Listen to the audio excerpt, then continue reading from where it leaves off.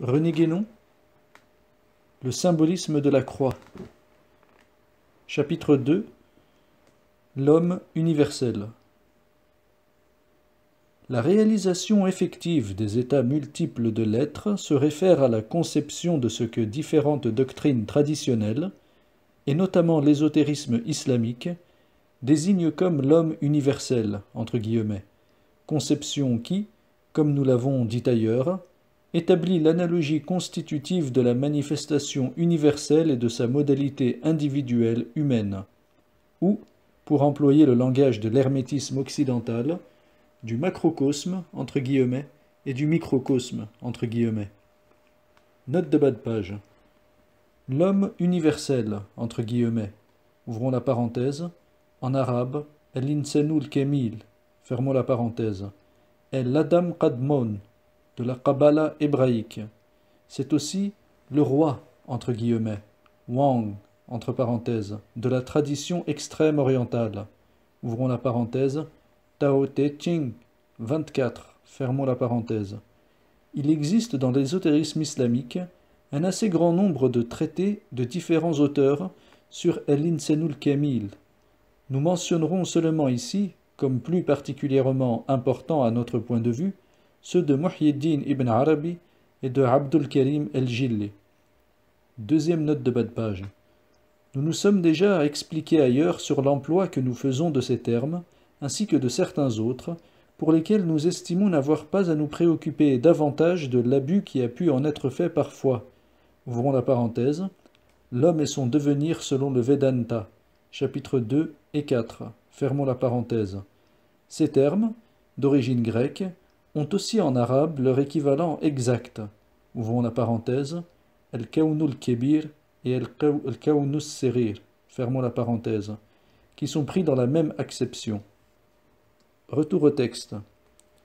Cette notion peut d'ailleurs être envisagée à différents degrés et avec des extensions diverses, la même analogie demeurant valable dans tous les cas. Ainsi, elle peut être restreinte à l'humanité elle-même, envisagée soit dans sa nature spécifique, soit même dans son organisation sociale, car c'est sur cette analogie que repose essentiellement, entre autres applications, l'institution des castes. Note de bas de page. On pourrait faire une remarque semblable en ce qui concerne la théorie des cycles, qui n'est au fond qu'une autre expression des états d'existence. Tout cycle secondaire reproduit en quelque sorte, à une moindre échelle, des phases correspondantes à celles du cycle plus étendu auquel il est subordonné. Deuxième note de bas de page. Conférer le Purusha Sukta du Rig Veda 10.90. Retour au texte.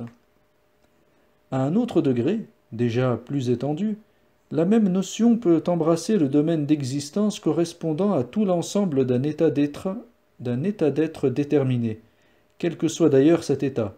Mais cette signification, surtout s'il s'agit de l'état humain, même pris dans le développement intégral de toutes ses modalités ou d'un autre état individuel, n'est encore proprement que cosmologique, entre guillemets, et ce que nous devons envisager essentiellement ici, c'est une transposition métaphysique de la notion de l'homme individuel, transposition qui doit être effectuée dans le domaine extra-individuel et supra-individuel. Note de bas de page. À ce sujet, et à propos du Vaishvanara, de la tradition hindoue, voir l'homme et son devenir selon le Vedanta, chapitre 12. Retour au texte. En ce sens, et si l'on se réfère à ce que nous rappelions tout à l'heure, la conception de l'homme universel entre guillemets s'appliquera tout d'abord, le plus ordinairement, à l'ensemble des états de manifestation, mais on peut la rendre encore plus universelle dans la plénitude de la vraie acception de ce mot, en l'étendant également aux états de non-manifestation, donc à la réalisation complète et parfaite de l'être total. Celui-ci étant entendu dans le sens supérieur que nous avons indiqué précédemment, toujours avec la réserve que le terme « être » entre guillemets lui-même ne peut plus être pris alors que dans une signification purement analogique. Il est essentiel de remarquer ici que toute transposition métaphysique du genre de celle dont nous venons de parler doit être regardée comme l'expression d'une analogie au sens propre de ce mot, et nous rappellerons, pour préciser ce qu'il faut entendre par là, que toute véritable analogie doit être appliquée en sens inverse. C'est ce que figure le symbole bien connu du sceau de Salomon, entre guillemets, formé de l'union de deux triangles opposés. Note de bas de page. Voir Ibidem, chapitres 1 et 3. Retour au texte. Ainsi, par exemple, de même que l'image d'un objet dans un miroir est inversée par rapport à l'objet, ce qui est le premier ou le plus grand dans l'ordre principiel est, du moins en apparence, le dernier ou le plus petit dans l'ordre de la manifestation. Note de bas de page. Nous avons montré que ceci se trouve très nettement exprimé à la fois dans des textes tirés les uns des Upanishads et les autres de l'Évangile. Retour au texte. Pour prendre des termes de comparaison dans le domaine mathématique, comme nous l'avons fait à ce propos afin de rendre la chose plus aisément compréhensible, c'est ainsi que le point géométrique est nul quantitativement et n'occupe aucun espace, bien qu'il soit, ouvrons la parenthèse, et ceci sera précisément expliqué plus complètement par la suite, fermons la parenthèse, le principe par lequel est produit l'espace tout entier, qui n'est que le développement ou l'expansion de ses propres virtualités. C'est ainsi également que l'unité arithmétique est le plus petit des nombres si on l'envisage comme situé dans leur multiplicité, mais qu'elle est le plus grand en principe, puisqu'elle les contient tous virtuellement et produit toute leur série par la seule répétition indéfinie d'elle-même. Il y a donc analogie, mais non pas similitude, entre l'homme individuel, être relatif et incomplet, qui est pris ici comme type d'un certain mode d'existence, ou même de toute existence conditionnée, et l'être total, inconditionné et transcendant par rapport à tous les modes particuliers et déterminés d'existence, et même par rapport à l'existence pure et simple, être total que nous désignons symboliquement comme l'homme universel, entre guillemets. En raison de cette analogie, et pour appliquer ici, toujours à titre d'exemple, ce que nous venons d'indiquer, on pourra dire que, si l'homme universel, entre guillemets, est le principe de toute la manifestation, l'homme individuel devra en être en quelque façon, dans son ordre, la résultante et comme l'aboutissement, et c'est pourquoi toutes les traditions s'accordent à le considérer en effet comme formé par la synthèse de tous les éléments et de tous les règnes de la nature. Note de bas de page. Signalons notamment, à cet égard, la tradition islamique relative à la création des anges et à celle de l'homme.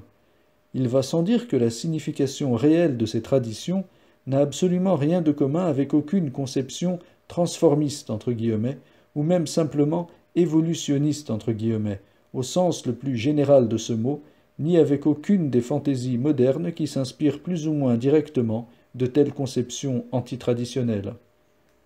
Retour au texte.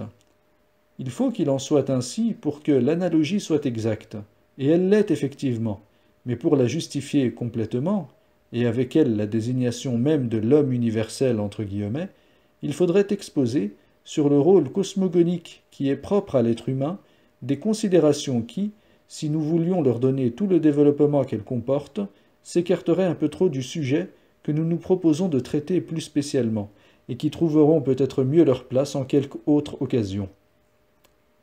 Nous nous bornerons donc, pour le moment, à dire que l'être humain a, dans le domaine d'existence individuelle qui est le sien, un rôle que l'on peut véritablement qualifier de central, entre guillemets, par rapport à tous les autres êtres qui se situent pareillement dans ce domaine. Ce rôle fait de l'homme l'expression la plus complète de l'état individuel considéré, dont toutes les possibilités s'intègrent pour ainsi dire en lui, au moins sous un certain rapport, et à la condition de le prendre non pas dans la seule modalité corporelle, mais dans l'ensemble de toutes ces modalités, avec l'extension indéfinie dont elles sont susceptibles. Note de bas de page. La réalisation de l'individualité humaine intégrale correspond à l'état primordial, entre guillemets, dont nous avons eu souvent à parler déjà, et qui est appelé état édénique, entre guillemets, dans la tradition judéo-chrétienne. Retour au texte.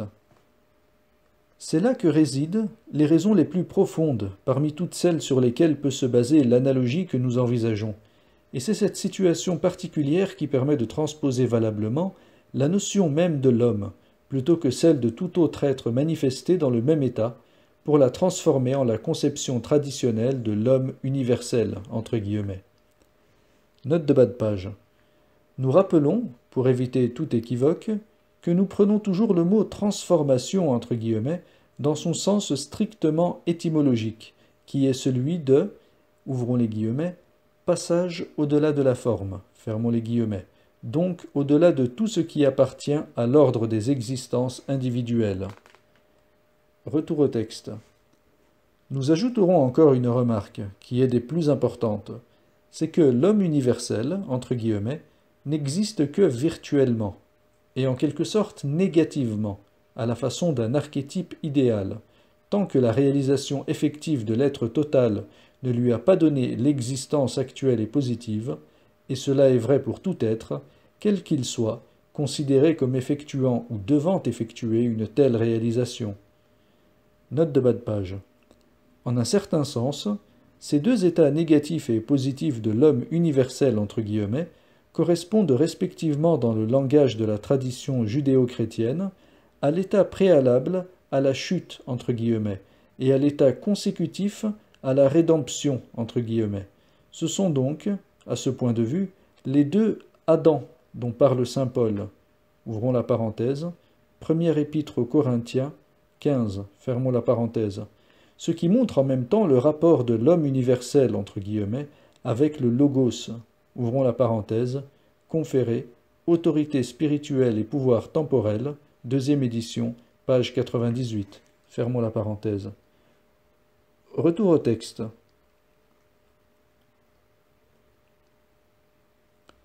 Disons d'ailleurs, pour écarter tout malentendu, qu'une telle façon de parler qui présente comme successif ce qui est essentiellement simultané en soi, n'est valable qu'autant qu'on se place au point de vue spécial d'un état de manifestation de l'être, cet état étant pris comme point de départ de la réalisation. D'autre part, il est évident que des expressions comme celle d'existence négative entre guillemets et d'existence positive entre guillemets ne doivent pas être prises à la lettre, là où la notion même d'existence entre guillemets ne s'applique proprement que dans une certaine mesure et jusqu'à un certain point, mais les imperfections qui sont inhérentes au langage, par le fait même qu'il est lié aux conditions de l'état humain et même plus particulièrement de sa modalité corporelle et terrestre, nécessitent souvent l'emploi, avec quelques précautions, d'images verbales entre guillemets de ce genre, sans lesquelles il serait tout à fait impossible de se faire comprendre, surtout dans des langues aussi peu adaptées à l'expression des vérités métaphysiques que le sont les langues occidentales.